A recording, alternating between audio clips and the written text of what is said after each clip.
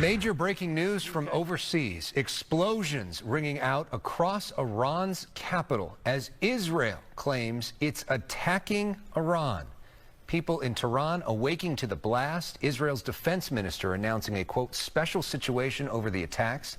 They say schools would be closed on Friday in Israel. No immediate word on what exactly was struck. No immediate comment from the White House.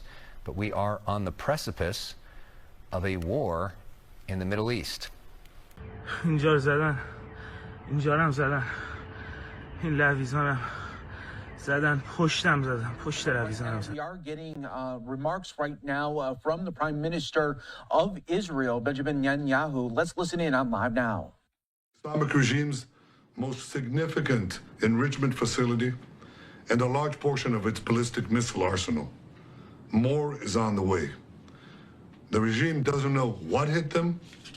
They don't know what will hit them. The nation of Iran and the nation of Israel have been true friends since the days of Cyrus the Great.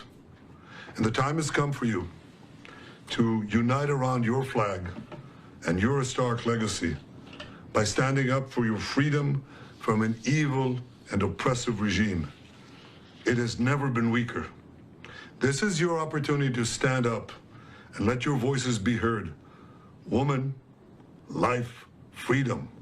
Zan, Zandegi, Azadi. As I said yesterday and many times before, Israel's fight is not with you. It's not with you, the brave people of Iran, whom we respect and admire. Our fight is with our common enemy, a murderous regime that both oppresses you and impoverishes you. Brave people of Iran, your light will defeat the darkness. I'm with you. The people of Israel are with you.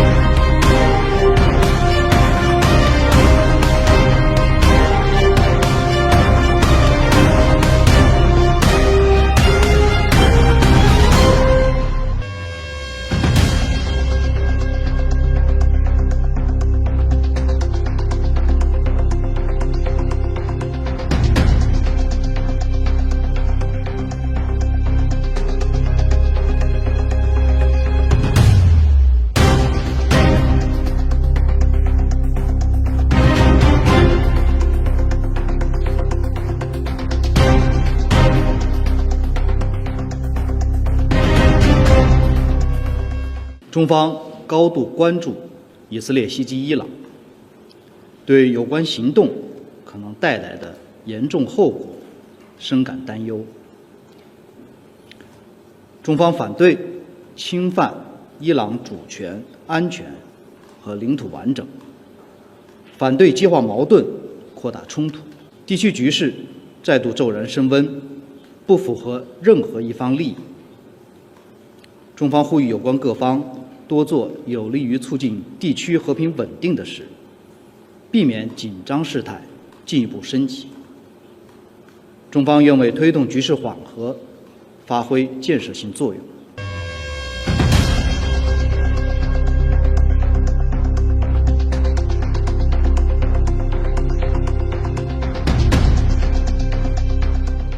It is is obviously a rapidly evolving situation. This was a unilateral action by Israel. So I think it is crucial for many allies, including the United States, to work as we speak to de-escalate. I know they're doing that. And I think that is now the first order of the day.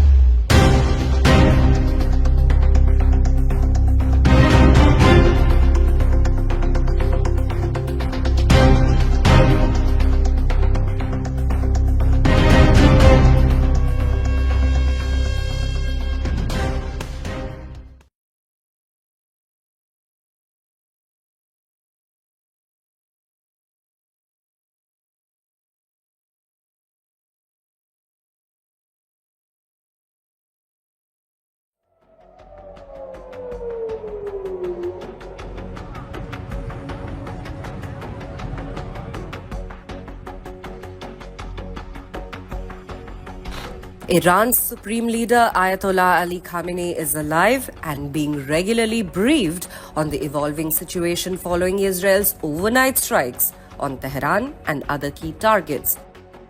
This was confirmed by a senior Iranian security source who spoke to news agency Reuters on Friday. The Israeli air assault, which struck multiple military and nuclear-related sites across Iran early on Friday, has significantly escalated tensions in the already volatile region. The attacks reportedly killed several top Iranian military officials and nuclear scientists. Ayatollah Khamenei condemned the strikes in a strong statement released by Iran's state-run IRNA news agency on Friday morning. He accused Israel of committing a grave crime on Iranian soil and warned of harsh consequences. The Iranian media reported the statement, quoting, "In the name of Allah, the most gracious, the most merciful, great nation of Iran. The Zionist regime opened its dirty and bloody hand to a crime in our beloved country this morning and revealed its evil nature by striking residential centers more than ever before. The regime must expect severe punishment. The powerful hand of the Islamic Republic's armed forces will not abandon it, God willing. Several commanders and scientists were martyred in the enemy attacks. Their successors and colleagues will immediately resume their duties, God willing. With this crime, the Zionist regime prepared a bitter and painful fate for itself and will definitely receive it." Iran's foreign ministry, meanwhile, also responded sharply, asserting that the country reserves the right to retaliate. In a statement, it declared that Iran will not hesitate to defend the nation and directly accused the United States of complicity in the attack. The ministry argued that the airstrikes could not have been executed without US knowledge and support. The statement read, "Such acts of aggression by the Zionist regime against Iran could not have occurred without coordination and authorization from the United States." Accordingly, the US government, as the regime's primary backer, is also responsible for the dangerous consequences of this reckless escalation. In an urgent diplomatic push, Iran has also called on the United Nations member states to collectively condemn the Israeli strikes. It urged the international community to act swiftly to prevent further escalation and to hold Israel accountable. The situation remains tense, with both nations on high alert, as the regional and global leaders watch closely. The risk of broader conflict in the Middle East looms large.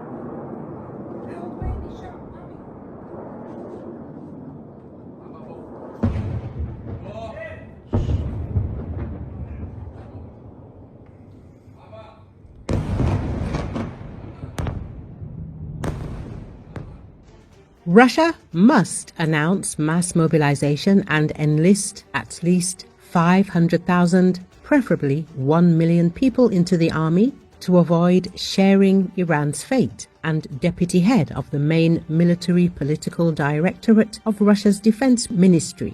According to him, World War III has already begun and entered a new phase. We need to prepare in advance at least 500,000 and ideally 1 million people. Enlist them and start training, Alodinov said, so that no one dares to play games with us, the way they've played with all other states. Now, even with Iran, we must, believe me, unite, unite, unite on all levels, he added. Alodinov has been closely involved with Russia's effort to win back territory controlled by Ukraine in the Kursk region. He is also seen as a probable successor for sickly pro-Putin Chechen leader Ramzan Kadyrov. Earlier today, Alodinov reposted a message from Iran's supreme leader Ayatollah Khamenei demanding severe retribution against Israel. He made clear with his mass mobilization call that he felt able to publicly express his own view to Putin about the need for a giant call-up to break the stalemate in the war with Ukraine. Alodinov's comments come after Israel attacked at least 6 military bases around Tehran, including Pachin, residential homes at 2 highly secure complexes for military commanders, and multiple residential buildings around Tehran. Iranian officials called the strikes targeted assassinations. Iran's supreme leader, Ayatollah Ali Khamenei, said Israel will face a severe punishment over its attack on the country. Khamenei issued a statement carried by the state-run IRNA news agency. It confirmed that top military officials and scientists had been killed in the attack. Abti Alodinov earlier called for a general mobilization in the country, suggesting that a couple of million people could be brought in for a possible invasion of Europe. The statement came in response to an address by French President Emmanuel Macron, who labeled Russia as a threat to the EU and did not rule out the deployment of EU soldiers in Ukraine after peace agreements are reached. In September 2024, Russian President Vladimir Putin increased the size of the Russian army. According to his decree, it currently amounts to 2,389,130 people, including 1,500,000 military personnel. We are people who have a great historical responsibility. If such a situation arises, we should already think about general mobilization, gather an army of about a couple of million and put them, Europeans, in a position from which they will never get out. And after they want to clash with us, Europe and most of the European states will cease to exist, Alodinov said.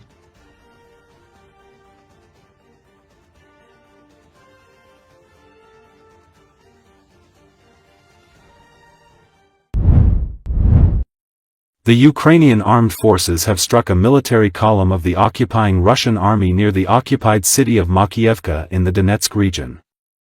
Ukrainian telegram channels reported this. As a result of the strike carried out by the HIMARS multiple launch rocket system, a KAMAZ military truck and 4 buses carrying servicemen were blown up and disabled. As can be seen from the footage taken and shared by the Russian servicemen in the area, the KAMAZ truck burned after the strike. The bodies of the dead servicemen can also be seen in the area. There were also dead and wounded among the occupying soldiers in the buses.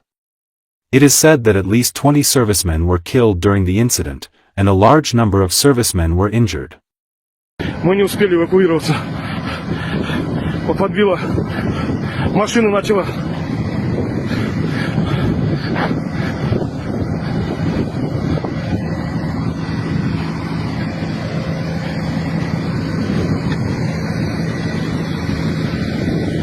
Вот дырка. КамАЗ. Сейчас, Лен, подожди. Надо оружие все собрать. Пацанов. Здесь потушили, сейчас я еще этих пожарных попрошу. Ну я во сколько мог тушил, вытащил. Здесь такое ощущение, прям в автобус по ходу попало. Видишь, вот оно. Вот автобус 1683, который сгорел. Походу в колесо. Он, видишь, впереди, это. Вот, вперед, походу. Вот в него и попала, блядь, она сюда.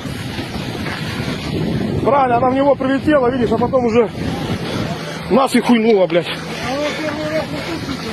А вон стоят Уралы, вон они стоят.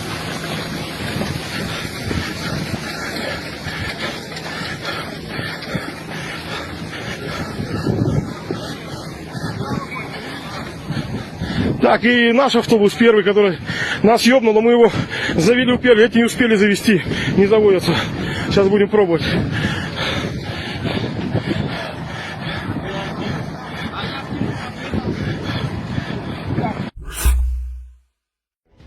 Ukrainian forces are gradually driving Russian troops back from parts of Sumy Oblast, President Volodymyr Zelensky said on June 12, amid escalating cross-border assaults in the region.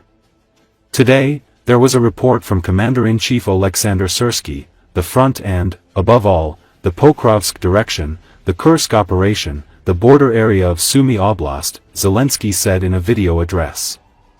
Our units in Sumy Oblast are gradually pushing back the occupiers. Thank you to each of our soldiers, sergeants, and officers for this result.